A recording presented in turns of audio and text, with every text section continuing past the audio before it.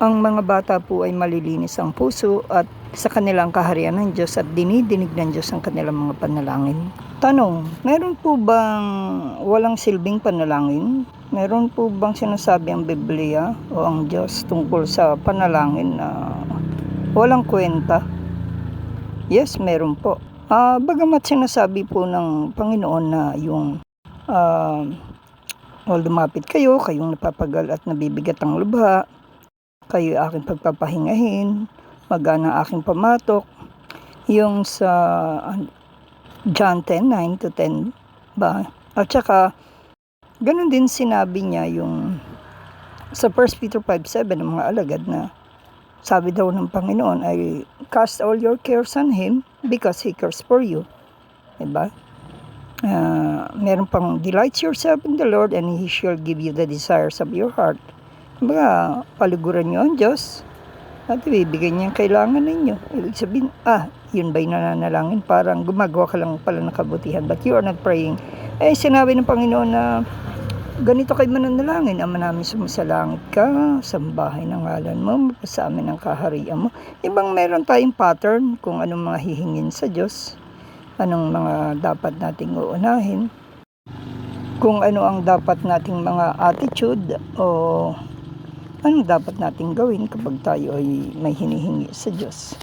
Well, magandang usapin yan. Pero balik tayo doon. Sinabi rin ng Diyos na kumatok kayo, bubuksan, humingi, bibigyan, maghanap kayo, makakasumpong. So, di ba? Ang dami niyang sinasabi ng Diyos na lumapit tayo sa Diyos, humingi, manalangin. So, si Jesus din nanalangin. Maraming tao nanalangin, may hindi natanggap ang Lord. Meron namang panalangin katanggap-tanggap sa Diyos, gaya yung tunay na nagsisisi. Well, paano po ba yun? Sa Bible, sa Isaiah 59 verse 1, sinasabi na hindi ho naririnig ng Diyos pala yung mga dalangin ng may kasalanan. Okay, anong klaseng kasalanan kaya yun? Well, una, siyempre, akala kasi ng tao kung alam na niya ang Biblia, alam na niya ang tungkol kay Kristo, ang alam na niya, anak na siya ng Diyos. Yung iba naman, tinanggap si Kristo pero hindi naman sumusunod, gumagawa ng pagkakasala at di tinutupad ang lahat ng nais ni Kristo. Ang tingin din nila sa kanila, anak ng Diyos, bahala po sila. Dahil kanya-kanya lang naman daw ang pag-aakala, kanya-kanya, quote and quote, ang pag-aakala na tayo anak na ng Diyos sa ating ginagawang ritual sa mundo. Pero sa Diyos iba Kinakailangan makita sa buhay ninyong matuwid, banal, kinakailangan anak ka na niya. Baka naman hindi ka pa niya anak. Kaya nga John 1:12 sabi doon na as many as receive Him, He gave the right to become children of God. Kasi hindi pa tayo magiging children of God Kung masinilang tayo sa mundo, children na ba tayo ng God? Ang daming iba, di ba? Mga TV hosts sa social media, ang alam nila pag napagsasabihan sila ng mga kasalanan na ayaw ng Diyos, ayaw nilang tanggapin. Ang pananaw nila, sinilang sila sa mundo, anak sila ng Diyos. Anak sila ng Diyos by creation, pero ilan bang pinuksa ng Diyos? Mundo, di ba? Noong panahon ni Noe. Marami siyang mga taong talagang pinarasahan at talagang pinuksa, hindi yung lang pinarasahan. Pinaaligipin, talagang pinayagan yung mapatay ng kalaban. Talagang pinropesiya ang pagkamatay nila. At mayroong iba nagbalik. Pero akala ng tao kasi basta itong lumikha, sino man ito, di ko maramdaman sa taas ng ulap, sa taas ng araw, siguro may Diyos dyan. Nilikha niya ako, mahal niya lahat ng creation ng bundok, dagat, hayop. Ako, tao, nilikha raw sa larawan niya. Di anak niya ako, mahal niya ako. Maski ano pang gawin ko sa buhay, magpakasama ako, manlalaki ako, mababae ako, magnakaw ako, magkurap, magsisilang ako. At tuloy-tuloy ko lang iyon, anak pa rin niya ako. Creation niya ako, nilikha ayon sa larawan. Ang dami hong baluktot na aral. Ang dami hong maling interpretasyon sa aral ni Kristo at ng mga alagad niya sa huling panahon. Chapsuy, labo-labo. Well, right naman nila, sabi nga ng iba. Kanya-kanya lang kaligtasan, kanya-kanyang pangunawa, kanya-kanyang pagtanggap kung anong gusto niyang aral na tanggapin niya. No? Kay Kristo iba Sabi ng Diyos Isaiah 59, hindi niya dinidinig ang mga panalangin ng mga taong may kasalanan. Oh, ibig sabihin may isang kasalanan ka, di ka didinggit ng Diyos. Sa katotohanan ho, yes. Hindi tayo karapat dapat ang kasalanan ay hadlang. Maliit lang naman to. Dinig niya ako. Diyos yung makapangyarihan Omniscient siya all-knowing. Alam niya, nakikita ka niya. Pero wala siyang pakialam sa sinasabi niyo. Maski pa anong untog ng ulo natin, maski pang anong lupasay natin dyan. Pag hindi kalugod-lugod sa Diyos ang ating buhay o hindi pa niya tayo anak talaga at talagang tinubos o pinatawad niya, hindi pa tayo tunay na binabaan ng Espiritu Santo o kahit wala pa yung Espiritu Santo o hindi ka pa niya pinatawad dahil hindi mo pa pala nagawa yung tunay na pagsisisi, tunay na pagtalikod sa kasalanan at kahandaang sumunod, magpabautismo sa tubig. Tapos ang alam mo, kahit di mo ginagawa lahat ng mga ganung bagay na pagdidesisyon ay anak ka na ng Diyos.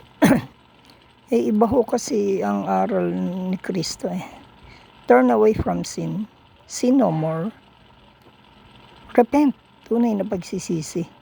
Then, diyan kayo mapapatawad at diyan kayo bababaan ng Espiritu Santo.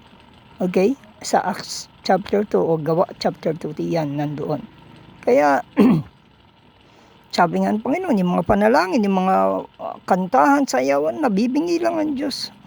Kahit nga maghandog tayo ng mga bagay sa Diyos sa iba't ibang kapamaraan, pagtulong sa kapwang tunay na pero tayo nagpapatuloy sa kasalanan, hindi niya tanggap. Iwanan muna. Ibig sabihin, cancel muna yung inahandog mo sa akin. Ganun, bago kayo maghandog sa Diyos, talagang ganun ang gusto niya. Tao, may sariling talino, may makamundong talino, may ang alam niya, basta tanggapin mo yan o hindi tanggapin mo yan. Piling ko tinanggap mo. Kahit iwanan mo yan, kahit 1 milyon, ilang bilyon yan, kung ikaw ay may kasalanang hindi mo pa tinutuwid o meron kang kasalanang hindi mo tunay na pinagsisihan para talikuran, ay hindi yun nakalulugod sa Diyos. May buhay na nakalulugod sa Diyos, may panalangin nakalulugod sa Diyos, may handog, may panalangin, may kanta, may pagsamba, mayroong paghahandog, mayroong ritual, mayroong awit, talagang tanggap ng Diyos, mayroong paglilingkod na tanggap ng Diyos at may hindi. Pero lahat ng yan ay hindi magiging katanggap-tanggap. Una, gayang na sinabi natin, kung hindi ka pa niya anak. Dahil ang tao nahiwalay sa kasalanan, nung nagkasala si Eva at Adan, so nagkaroon tayo naman ng kasalanan at ang tao ay nagpatuloy sa kasalanan pero may chance pang mabago. Kung gugustuhin niya, dahil hindi naman lahat ng nagpaksama ay napunta ng impyerno, kundi merong mga ilang mga nagtuwid gaya sila Gideon na nagbalik naman si Samson sa Panginoon nung nagkasala siya, nagsisi at nakapagbalik at nakapagtuwid pa, nakagawa pa ng bagay sa Diyos. Sila Noe, sila Enoch, di ba? Maraming mga matutuwid sila Abraham, sila Noe, marami namang hindi naman ganun karami, di ba? Si David nagkasala sa kamanya-kanya, bumalik sa Diyos nang sitahin, hindi na lumaban, na lumo siya. Diba? Nakita niya ang karamihan niya, nabubulag din ang tao Pero ang nabubulag na tao na sa Diyos, pag pinagsabihan mo, alam niya ang kasalanan ginagawa niya. Hindi yan nagre-retaliate yan, hindi yan nag-ipa-pride, hindi yan kundi takot ang nangingibabaw sa kanya at pagkahiya. Pero yung mga sabihan mo, o di kaya yung mga taong talagang ma-pride at yung kasalanan ng pride nasa kanila, hindi nila tanggap yan. Tingin nila Diyos sila, maliit na Diyos. Kaya minsan kilabot kung puksain sila ng Diyos sa kanilang mga kagagawan. Yes, kala nila ganun. Alam nyo, tayo nagkasala. Roma 3:10, walang matuwid na isa. Lahat tayo nagkasala. Tayo ay may kasalanan. Kahit nga mabait tayo sa mundo, kailangan tayong iligtas ng Panginoong Jesucristo. Kahit pa nasa iyo lahat ng kabutihan, hindi ka maliligtas kung hindi mo tatanggapin si Kristo. Pero dapat pag tinanggap mo ni si Kristo, tuloy ang kabutihan, tuloy ang paggawa ng mabuti bilang patutuon niya. Dapat hindi ka babalik sa kasalanan because dapat ang taong na kay Kristo ay hindi na nagpapatuloy sa kasalanan. Dapat kang babaan din ng banal na Espiritu Santo dahil yan ang katunayan na magsasabi sa Espiritu mo na ikaw nga'y anak ng Diyos. Kaya ang taong walang Espiritu ng Diyos, wala pa kay Kristo. Nasa Roma 8, yan. Hindi ko mo alam natin yung mga verses. Hindi mahalaga yung mga verses yan. Yung verses nilagay lang ng tao yan doon sa mga aklat na sinulat ng mga alagad ni Kristo, na ikinuwento nila at mai-record yung nangyari at mga aral ni Kristo at yung mga apostol at yung mga anak pa niya hanggang sa panahon ngayon. So hindi nababago yung aral, doon nakabatay sa aral ni Kristo lahat. Pero kahit hindi mo alam yung mga verses, pero kung nabasa mo at nasa puso mo yung aral, yun na yun. So hindi yun pagalingan. So ang mahalaga doon, alam mo ho yung aral ng Diyos. Ginagawa mo, at talagang kinakailangan nandun talaga sa iyo yung karakter, marka ng isang tunay na Kristiyano. Marka ba ng tunay na Kristiyano? Katunayan ba ng isang tunay na Kristiyano? Bunga ba ng tunay na Kristiyano? Pagpapatuloy sa kasalanan? Hindi. Kaya pag ang isang tao ay maling nangangaral, bulag, nangangalakal ang salita ng Diyos, error na po yan. Kapag ang tao ay namumuhay sa kahalayan, mangangaral o taga-akay, red flag na ho yan. Layo na kaagad. Ang linaw naman kaya nga lang yung tao pinipilit niyang tanggapin, pinipilit niyang unawain. Mali, ang kung ano yung aral ni Kristo, yun na sundin. Yun na iyon. Kaya nga lang yung tao, ginagawa niya ng paraan sapagkat ako'y tao lamang. O tao tayo, gaya ni Pablo, na kinakailangan sinusupi lang ang ating sarili. Kinukorek ang ating sarili, napakokorek tayo. Handa tayong magbago. We have to devise things. Kailangan tayong magpalago. Yung iba, hindi, ala namang kabalak-balak magpalago after nang tanggapin si Kristo. Ala namang kabalak-balak palang lumayo sa kasalanan after nang tanggapin si Kristo. Which is, yun ang unang dapat niyang gawin, tunay na magrepent at tunay na tumalikod sa kasalanan bago niya tanggapin si Kristo. Baliktad. Tanggapin muna si Kristo at yung pagre-repent, isusunod niya kung kailan niya gusto. Kung kailan niyang gustong sumunod, hindi ka pa anak. Ang sabi ni John the Baptist, nung tinatanong siya kung paano maliligtas, sabi niya, anak kayo ng ulupong, gusto niyo maligtas, magbago muna kayo, magsisikay sa inyong kasalanan. Tanggapin yung kordero ng Diyos, magpabautismo kayo sa tubig. Ang lalakas ng loob ninyo hindi naman kayo desire na magbago. O ganun din sabi ni Pedro sa Acts chapter 2. Nang tanungin siya ng mga taong pinangaralan niya, sabi niya, magsisikay sa inyong kasalanan, tumalikod kayo sa inyong kasalanan, at kayo ay magpabautismo sa tubig. Yun po ay public announcement na kayo ay pinakikita niyo sa tao, sa lahat ng tao, kahit sa hayop na talagang kayo namatay na at nalibing na at susunod na kay Kristo. Sabi niya, diyan kayo mapapatawad sa inyong mga kasalanan at diyan kayo bababa ng Espiritu Santo. Kaya hindi ho lahat ng mananalangin ay anak ng Diyos. Kaya nga baka tawagin pa kayo, anak kayo ng ulupong, gumagawa kayo ng kabuhungan tapos nagpe-pray kayo. And ano na yun, matik.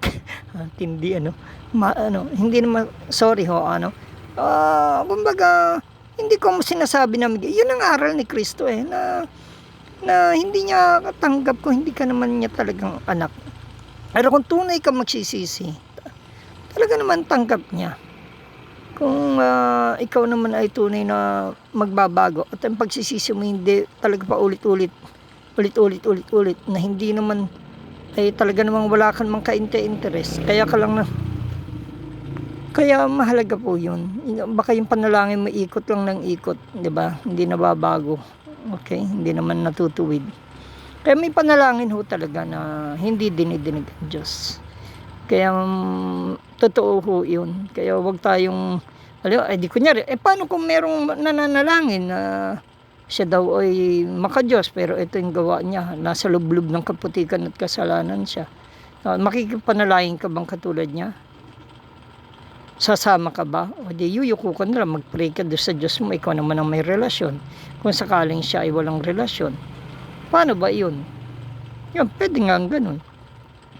Hayaan mo kung saan siya manalangin sa hangin, na dinggin ng Diyos o hindi, pero hindi ho dinidinig ng Diyos sa mga taong nasa pagkakasala at hindi naman nagtutuwid. So yung handa na makasalanan na magtuwid, yun ang pinakikinggan niya at napapasakop na sa kanya, hindi yung bulatawan lamang, hindi yung siya pa rin ang hari ng buhay niya, siya pa rin ang Diyos ng buhay niya, diablo pa rin, mundo pa rin, hindi si Kristo. Kaya magkaiba ho yun. Talagang meron po talagang anak ng Diyos at anak ng Diablo. Merong pinakikinggan siyang mga panalangin ng mga anak niya. Kaya't yung may humihingi nga sa kanya ng pagkain, sabi niya hindi dapat ibigay, di ba? Pero dahil sa pagsusumigi nung naghihingi sa kanya, yung pananampalataya niya, paglapit niya kay Kristo, bagamat siya ay hindi Israelita, ay pinagpala siya at talagang tinugon ng panalangin niya. So, tinitingnan ng Diyos ang ating puso, hindi hindi yung kahandaan natin magbago. Okay? Kung tayo walang pagpapasakop sa Diyos, hindi niya dinidinig ang ating panalangin. Kahit yung tax collector na naniningil, patawarin mo ako, Panginoon, ako isang makasalanan. Doon sa isang pariseo na nagyayabang na eto ginagawa niya, nag-aayuno, ganyan. Hindi ako katulad ng maniningil ng buwis na yan, na makasalanan, no? Too proud. Nakikita mo na baka ma-pride itong isang walang Diyos. Mayabang, no? Pero hindi yun nalulugod ang Diyos sa ganun. Hindi niya dinidinig. So yung tao na talagang yung handang magsisi, katulad din sa kayo, handang bumalik sa Diyos at magsisi at ituwid at gawin yung nararapat na ninakaw, ibalik. Handa siyang maglingkod sa Diyos gamit ang yaman niya. I mean, alam ng Diyos yung puso ng mga taong yung babaeng lumuhod sa kanya, hinugasan ng kanyang ng luha ang kanyang mga paa na marumi at pinunasan to ng kanyang mahabang damit, babaeng nagkakasala at binuhusan to ng pabango, diba? Kumbaga ang Diyos ay naluluwalhati, nalulugod sa mga taong handang magsisi at totoo. Pero yung gagamitin mo ang panalangin para lamang makasabing makapanalangin ka habang gumagawa ka ng kasalanan para mas matawad yung kasalanan mong patuloy na ginagawa, ay hindi ka lugod-lugod sa Diyos yun. Wala ka pang tunay na pagsunod, hindi kanya tunay na tagasunod, hindi ka pakawan ni Kristo. Hindi, akawan ako ni Kristo, nagsuko ko ng buhay, anak na niya ako, hindi lang ako sumusunod. Si David nung gumagawa ng kasalanan, humiwalay ang Diyos talagang mamamatay siya. At natakot siya, talaga sinabihan siya na dapat puksain daw yun, sabi pa nga niya. Pero ikaw yun, sabi niya. Ay nagsisi siya, di ba? Si Samson ganun din, nagbalik din. Tayo iniiwan ng Diyos kung tayo ay talagang nasa kasalanan at tayo lumulundag, nag-over the bakod tayo. Yes. Kaya nga maraming tao sa huling araw mahuhulog sa pagkakasala, tatalikod sa pananampalataya, di ba? Ang daming ganyan Ang daming sala sa init, sala sa lamig, isusuka, di ba? Yung nagbalik baboy sila, di ba? Yan yung sinasabi pang unang Panginoon sa huling araw, masama madumi magpapakadumi, ang banal magpapakabanal, ang matuwid magpapakatuwid. Hindi maliligtas sa nagpapatuloy sa kasalanan sa Revelation 21 and 22. Kaya dapat ganun ang heart ng isang taong magpapaanak sa Diyos, muling maiisilang siya. Magpapaampun sa Diyos, siya ay magiging anak ng Diyos. Ginawa mo ba yung step na yung gusto ni Christ na attitude para gawin kang anak, para pwede ka nang tumawag ama ko, Abba, Father, no? Through Jesus Christ, tanggapin mo si Christ, hindi sundin, kundi para sundin si Christ. Siya ng Panginoon, hindi na ikaw, limutin na, patay ka na, baon ka na, ikaw ay nalibing na, ikaw ay 100% na susunod na, hindi na yung gusto mo kundi gusto ni Kristo. At ang sabi ng Panginoon, not my will but as your will be done, isa pananalangin, no? Sa the Lord's Prayer na i-sample. At pag tayo papasakop kay Kristo, wala na tayong balak maging makamundo pa o makadiablo pa o makasarili. Sabi ni Kristo, if anyone wants to come to me, he must deny himself, take up his cross daily, and follow me. Anumang kalalagayan mo sa buhay, naghirap ka, ikaw man ay malungkot ang buhay, yan, pasanin mo yan. Maliit ka, malaking tao, mahirap ka, o ano man nangyari sa buhay mo, yan ay dalhin mo.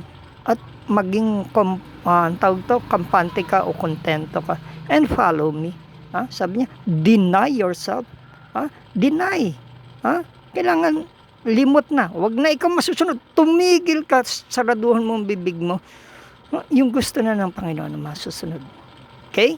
Wala nang kasalanan, gusto niya lahat. Okay? Pag uwi mo ng bahay, gumawa ka ng pagkakasala, di lumilihis ka. Nagnegosyo ka, lumilihis ka na naman, nanloloko ka. Ikaw ay yung sama ng patutuo mo, dilihis na naman ang lakad mo. Hindi ka pa pala tunay na nagsuko. Ganun ho yun. Huwag na nating lokohin sa mababaw na paliwanagan o malalim na paliwanagan. Wala kang sinusunod kundi sarili mo. Akala mo lang yung meron kang Diyos, pero wala naman alam mo. Dahil kung meron ka, matatakot ka nang gumawa. Kung nagsuko ko talaga siya ang susundin mo, hindi yung sarili mo. Parang pag-a-apply na sa trabaho, nag-apply ka, di sundin mo na yung company mo. Hindi yung ikaw na naman masusunod. Lagi kang absent, lagi kang tulog, lagi kang lasing. Palayasin ka pa nun, no? Hindi mo tinutupad ang tungkulin mo. Ganun tayo, ginagago natin ang Diyos sa pagtanggap, pero hindi pamumuhay ng ayon sa nais niya. Hindi maliligtas yung nagpapatuloy. Hindi naliligtas yung hindi sumusunod, hindi followers. Yung believer ka lang, naniwala ka lang, pero hindi ka believer and hindi ka followers, hindi ka sumusunod sa lahat ng aral o gusto niya. Sabi na, tawag mo na ako, take it or leave it, ligtas ako. Walang ganun. Uy, basahin niyo yung buong Bible. At huwag yung isang verse ang pinangahawakan niyo lagi. Ha? May kabuuan yan. May banta sa mga hindi susunod. Inaral mo ba yun? Kung hindi mo inaral, one-sided ka. Baluktot na aral. Kulang ang aral mo. Hindi buong aral. May dagdag pa o may bawas pa. So, iba yung gusto sa Diyos na ayaw sa Diyos. Kung gusto mo yung company mo, susundin mo. Kung gusto mo mag-army, di mag-army ka. Alam nga naman, awol ka ng awol. Alam nga naman, ikaw pa rin ang boss mo. Alam nga, iba pa ang boss mo. Doon ka pa rin sa rebelde, sa NPA. Gusto mo rin doon sa army. Hindi pwedeng ganun. You cannot serve two masters. Gusto mo ng SSS, nag-registered ka. Nagpaano ka, pero hindi mo naman tinutupad yung tungkulin mo. Meron, akala mo ba kay Christ walang requirement? Meron ang daming requirement. To pa rin may kalooban niya. Layo ka sa kasalanan. Yun lang, very simple. Kasama doon sa pagtupad sa kalooban ng Diyos. As in ilaw ka na. Magiging tagapagpalakas ka. Taga pandigma ka ng Diyos sa mga bulataw na mga aral, mga maling aral, mga maling mga baluktot na mga dapat sabihan o babalaan o mga ganon. Ikaw ay tagapagpalakas ng nahina ng mga tinisod. Ikaw ay asin at ilaw, hindi ka dilim. Ikaw taga-akay ng anak mo. Hindi lang anak mo, kaibig mo. Hindi ako marunong mag-akay. Hindi, yun ang magtaga-akay namin, yung isang taga-akay sa loob ng iglesia. Hindi. Kayo ay ibibukas nyo rin ang bibig nyo bilang patotoo na kayo ay anak na ng Diyos at nabago na sa buhay nyo rin. Kayo ay may kaibigan ka, ikakwento mo, hindi ako marunong magsalita. Kailangan tayong matuto parang si Aaron o si Moses. Kailangan tayong magpatotoo, maging ilaw, testify. Ikwento mo kung anong ginawa ng Diyos sa iyo. Gano'n. Hindi ako magsasalita, hindi ako mag-evangelize, hindi ako mag-aakay. Lahat tayo ay tinatawag. For that purpose na yung simple na evangelism na maging alam nga naman tatahimik ka na sa bibig mo, di ka na magsasalita about your God sa place of work at aantay mo pa yung lingkod ninyo na siya magkikwento doon o mag-evangelize o magagather o i-invitein mo na lang sila roon. Kailangan sa bibig natin lumalabas ang pagiging makadiyos na natin. So, okay? So, kung tayo naman ay sabi ko, nag-apply sa GSIS, dapat yung tungkulin natin, gawin natin. Yung tungkulin natin sa Diyos, gawin natin lahat ng inaasahan ng Diyos. Hindi yung inaasahan mo pa sa mundong ito, inaasahan ng diablo, inaasahan mo pa, yung pamasusunod, hindi patay ka na. Kung buhay ka pa sa sarili mo, buhay ka pa sa sarili mo, gusto mo rin gawin na sa Diyos, gusto mo gawin sa sarili mo, serving to master ka. Hindi ka pa genuine at buong puso na tumalikod sa sarili. At ang hindi pagsunod sa Diyos ay mahigpit o matibay na kasalanan ho yan. Akala nyo lang, kaya nga nagagalit ng Diyos sa hindi niya pagsunod ng tao sa Kanya. Gustong din lagi ng tao yung gusto niya. Akala nyo, very easy yan na sin, no? Mapakalaking kasalanan yan. Sobrang laking kasalanan yan. Katulad din niya ng pagpatay, katulad din niya ng na pagtalikod, pagbabaliwala sa Diyos. Sa nais niyang pagharian ka, ibigay niya katawan mo, buhay mo, gawin mo gusto mo sa buhay mo, ayaw mong gawin pinagagawa niya, nag-aapura ang Diyos na may masave kahit konti, ikaw ang gagamitin. Kung ikaw pa rin ang panira at dilim, tapos sabi mo sa Diyos ka, hindi, sa bunga makikilala. Kung bunga ni Kristo, bunga ng Diyos, gawa mo kasi kabutihan, makikita, makakaakay, makikita nila ang bunga sa iyong buhay at maaakay mo sila. Kaya may tunay na anak ng Diyos at hindi anak ng Diyos. Merong kanyang dinidinig ng mga anak niya lang. Kaya mapalad kayo kung kayo anak ng Diyos, dinidinig niya ang panalangin ninyo. Kahit kayo mahirap. Ha? At ang mga sinasabihan niya naman sa Bible ng paglapit sa kanya ay mga anak na niya o gustong maging anak sila ng Diyos. Sila yung sinasabihin na lumapit kayo. May pero yung mga unbeliever, ng mga taong na hindi pa tumalikod sa kasalanan, pray, hindi lang dinidinig ng Diyos yan. Pero buhay lang sila. Mayaman nga sila. Yung iba nga, ninakaw lang nila eh. Bigay ng diablo yun eh. Pero akala na bigay ng Diyos. Pina-blessing pa nila sa sakyan o bahay. Pero galing pala sa corruption. Pag nanakaw, pangaangkin, di ba? Pero hindi naman yun ang katunayan eh. Hindi binigay ng Diyos sa amin yung kaya nga, yung sa Diyos namin, sa Diyos ang papuri eh. Pero tingnan mo kung saan ang galing. Tsaka hindi lahat na. At tsaka yung kumbaga, may sumasagot sa panalangin namin nila na nagkakasala, Diyos ang nakinig sa amin. Wow, Diyos nga kaya. Ang linaw ng aral ng Diyos eh. Merong blessing na galing sa diablo, Miguel, blessing na galing sa Diyos. Di ba yung alokin niya si Jesus ng katanyagang karangyang kapangyarihan sambahin lang daw ang diablo, sabi ng diablo kay Jesus. Sabi ni Jesus, lumayas ka Satanas, Diyos lamang ang sasambahin.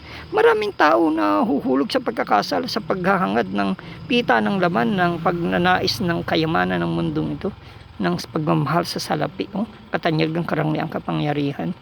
Yes, may mga ganun. Pero may mga taong mayaman, makita mo super tanyag, pero hindi mo alam kung yan ay galing sa Diyos. At talagang kung yan ay sa kasalanan ng galing, hindi galing sa Diyos. Hindi dininig ng Diyos yung panalangin na ibang Diyos na nakinig sa kanila. Tandaan din natin na ang mabubuting bagay lamang ang binibigay ng Diyos at yung mga galing sa masama ay hindi galing sa Diyos. So, minsan akala ng tao galing sa Diyos yung kanyang nakuhang korupsyon, hindi ho. Diablo ang kinasapakat niyan at sinunod at ginawa natin dikta niya. So, sinasabi rin sa Bible na ang panalangin ng taong matuwid ay makapangyarihan at dinidinig ho ng Diyos yung panalangin niya. At sila ito na kanilang ginagabayan ng Diyos at tinutugon ang kanilang panalangin. Yes, huwag kayong mag-angamba, mag-aalala. Magtiwala kayo na talagang basta inuuna niya ang kaharian, katuwiran ng Diyos, talagang lahat na kailangan niya ibibigay niya, sabi niya, even through prayer. At sabi nga ng Panginoon, yung mga mahihirap din na walang inaasahan ko di ang Diyos, basta't sila ay matuwid, tapat at talagang hindi gumagawa ng masama. Dinidinig ng Diyos ang kanilang panalangin at katulong-katuwang sila ng Diyos.